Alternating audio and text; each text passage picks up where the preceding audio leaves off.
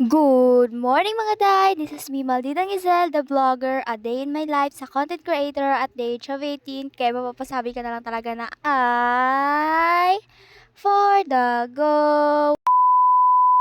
So, ngayon nga mga day ay Sabat. For sure, magsisimba na naman to. Late post nga lang. Kaya nga dito ay nagmamadali na ako mag-ayos. Dahilan nga anong oras na naman ako nagising. At dahil sa puyat, anong oras na din naman ako nagising. Kaya naman, late na naman siya. Dito nga pala ay nag-aasikaso na. Pagpasensya nyo na pala ang aming munting tahanan. Sapagkat ito'y makalat. Kaya naman mga day, ito'y simple lamang.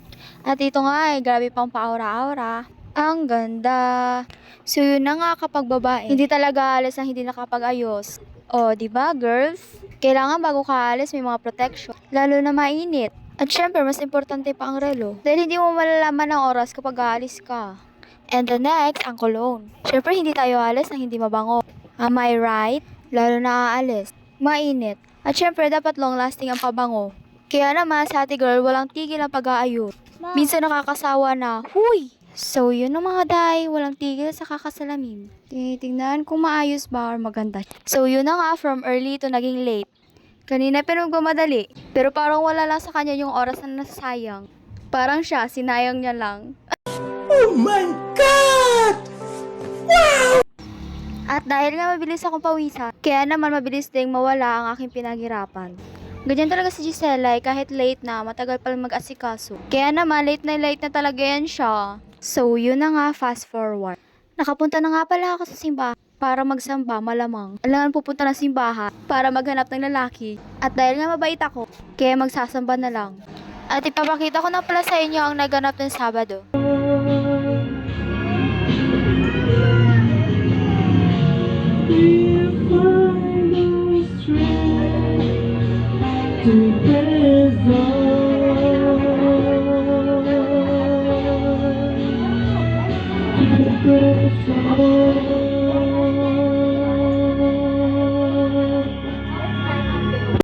O, diba ang gagaling kumanta?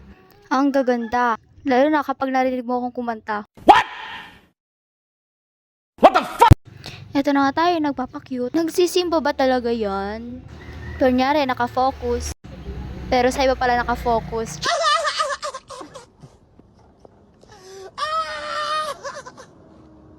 May natutunan naman daw siya, sabi niya.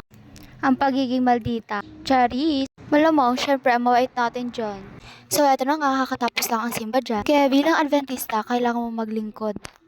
At bilang youth ng simbahan, wala kang ibang gagawin kundi ang tulungan ng mga pastor. At syempre, ang makapag-lead sa unahan ng maraming tao. Kaya naman dito ay kakain na kami.